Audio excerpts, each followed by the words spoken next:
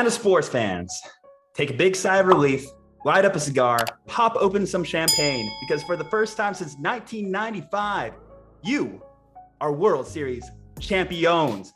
Yes, the Atlanta Braves, the underdog, those motherfuckers, as Jock Peterson put it, have officially won the 2021 World Series title. Kyle, out the gate, your thoughts on this Braves championship run, this Braves team as a whole? I would like to start off by saying that San Diego is officially now the most cursed sports city in America. It was probably true before this, but we officially take the title of being the most cursed sports town now that Atlanta has finally gotten themselves a title. What was most interesting was that Atlanta pretty much dominated the series all the way through. And I think that's more to the point that this wasn't the Astros team that we thought coming into the series that ends up showing up. I think the thing that I hung my hat on was Houston went 7 deep in their order. And this was the strongest unit of any team coming into the series, that they could get hit after hit after hit and just score runs like crazy. And their starting pitching isn't great, but it's going to be good enough. Carlos Correa, if you take out Game 5, is going to finish the series with an 0.53 batting average. Alex Bregman is going to have 2 total hits in the World Series.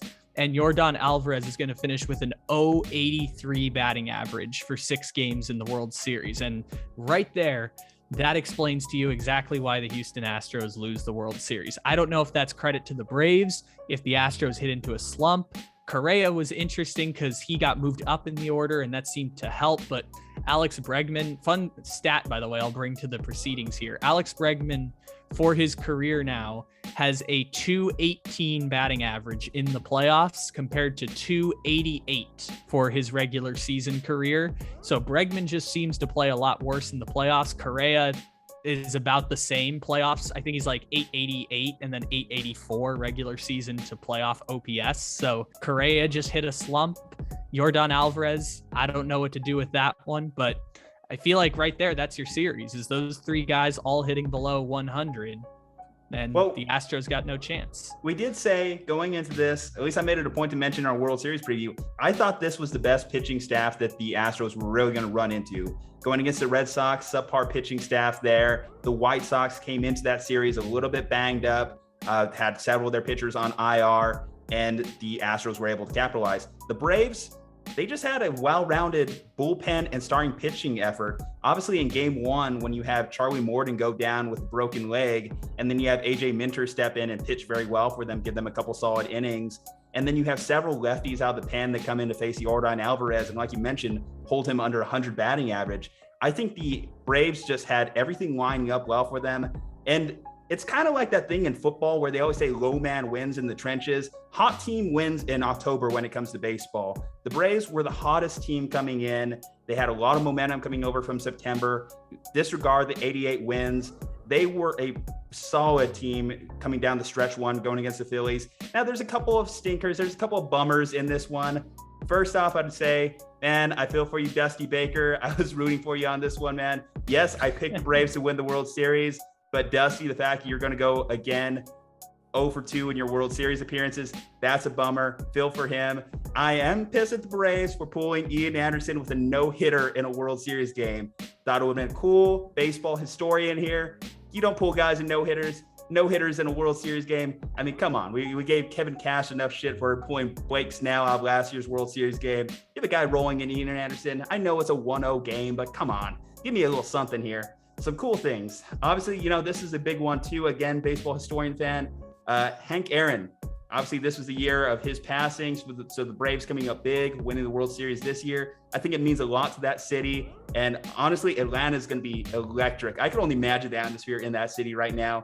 Hell, I'll say this right now. If you're paying attention to this video, if you're watching this, Atlanta sports fans, hit up at Slumpbuster Podcast, drop in our IG, just all the madness, all the fun going on from the parade. I want to see it all in our DMs. So slide into those DMs right there with all the fun from Atlanta.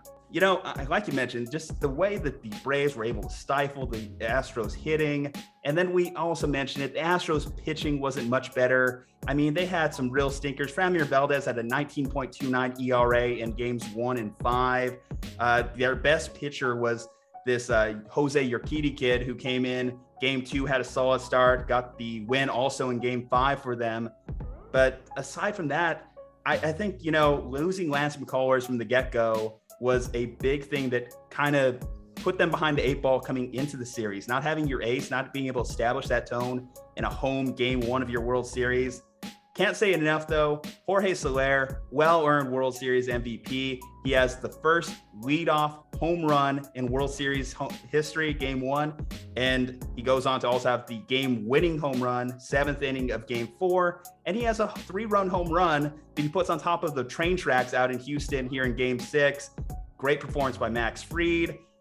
Like I said, they were just well-rounded. And I should make a correction from our World Series preview because we kind of got roasted in the comments for this one. Eddie Rosario picked up for Pablo Sandoval, not a low-level prospect. Although I do think Pablo Sandoval has some great high-end value as a 5-tool player in the future. I will say that. He still has prospectus value to me. You go, Kung Fu Panda. Does he get a ring for this? Does Pablo Sandoval get a ring? He will get a ring. He will get his 4th World Series ring. Another thing that sucked? That reminds me, Ronald Acuna will get a ring too, but it sucked not seeing him out there. Obviously, you would like him to finish it. This was a big redemption series for the Braves. Coming off last year's 3-1 come from behind defeat to the Dodgers in the NLCS last year. This was a big make or break year for the Braves. They pulled all the right strings to get there. And Dansby Swanson, a Georgia resident, has the game tying home run prior to Jorge Solaire's game winning home run in Game 4.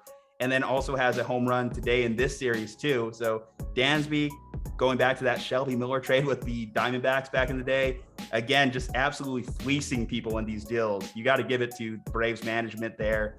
They have just been on top of it, just making all the right deals, and it paid off. Travis d'Arnaud even hit well. God, there's so many people that hit well, pitched well. This is a team effort. 4 of the 9 batters in that lineup for Game 6 for the Atlanta Braves were not on the team on July 20th.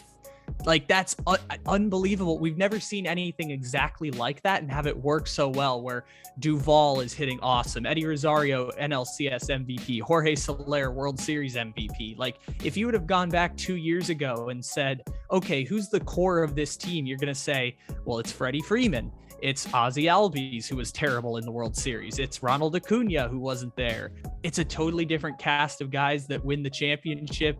The whole way through, I keep drawing parallels to the Nationals championship in 2019 because there's just so many of them, from your best player from face of the franchise previously not being there to having it against the Astros to being the least likely team to get to the World Series out of the putrid National League East, and all of that chaos ending up with a championship for the Braves that I did not see coming, because I said after the Acuna injury, I think the Braves' best chance to win a championship was last year. And lo and behold, the Braves did the baseball thing and proved me wrong. We were talking about this, homages to Carlos Correa, his final series in a Astros uniform, but Freddie Freeman and potentially his last series in a Braves uniform to pull down the chip. I think he resigns personally. I think the Braves will make every effort to keep him in Atlanta. It's just one of those things, I don't care about decline, sabermetrics. Sometimes you just have to do things for the fans, and re-signing Freddie Freeman just seems like the right move for that fan base and Freddie Freeman himself. I think you're a hero in Atlanta till the day you die, Freddie Freeman. That's what that says. How he got a home run in this Game 6 performance. Freddie Freeman, closing out with a home run this World Series as well. Again, just incredible, well-rounded team effort, and can't say enough. Heck, let me give a couple more shout-outs here. Kyle Wright, Tyler Matzik, coming in its tough situations with men on base, gain outs, gain strikeouts. Overall, like I said, Atlanta sports fans, enjoy this. I know it's been a rough last decade. I know there was many memes. We probably posted several of them, but this is your day. This is your week. Until March of next year, you get to say, well, heck, I guess actually until October of next year, you get to say you're World Series champions, defending World Series champions. So enjoy it, because obviously, Giants fan, Padres fan, next year we're coming at it. Just saying. All right, guys. Oh, I've been defeated. At this point. It's not even next year anymore. You guys, Bob Melvin, you guys have a little hope. You got a little hope there. All right. Sure. Slumpbuster podcast, like I said, Atlanta sports fans, send us those DMs, send us some pictures, send them some parade madness. We want to see it all below. Leave some comments below. Drop some go Braves. Throw some tomahawk chalks in the comments. I don't care. I just want to see your enthusiasm. Leave some likes on this video.